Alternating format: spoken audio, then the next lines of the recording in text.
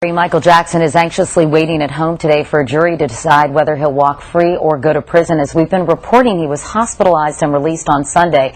The Reverend Jesse Jackson has been counseling the pop star throughout his trial. The two met at the Neverland Ranch last night after Jackson returned home from the hospital. Reverend Jackson, good morning.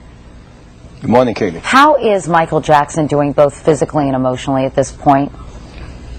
Well, emotionally, he is very resolute and very strong, as he declares his innocence over and over again. Physically, he is in excruciating pain. He had a fall some time ago, and then compounded by a fall in the shower.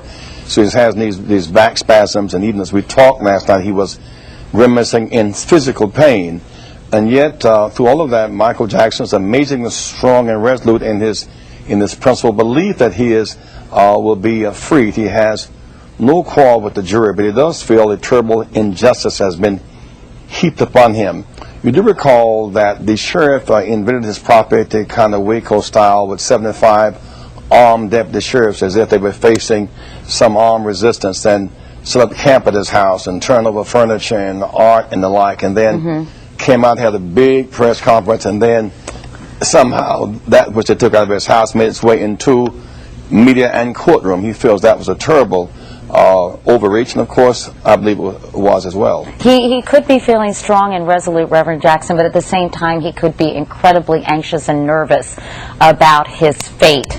Is he very... Go ahead, I'm sorry. He's understandably anxious and nervous because in some sense whether he will be acquitted based upon the standard of reasonable doubt, or whether he'll be jailed for 20 years, he's in the jaws of this jury. So now he's really in what one might call the valleys and shadows of death. And so in that he must not fear evil, he must not submit his spirit, and he will not. And so I say he's strong, but he's very anxious and aware that his options are freedom or jail. What does he think is going to happen? Does he speculate on what the jury might do? Well, one might say cautious optimism. He has faith in this jury. He believes that all those who he feels betrayed him, once they made their case, upon cross-examination, they wilted in the face of the heat. And the jury saw both sides of that. And so he believed that if reasonable doubt is a standard, he will be, in fact, set free. But, of course, these are very anxious moments for Michael. Has there been any realization, Reverend Jackson, on his part that perhaps sharing his bed with young boys, regardless of his intentions or what he did with some of these young boys, was not appropriate?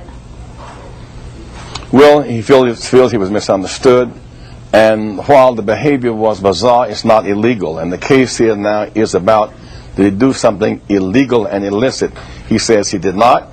And he's innocent until proven guilty. And given the cross-examination and the motive of those who did the accusing, I think reasonable doubt is the standard ought to be used. And if it is, he will be acquitted.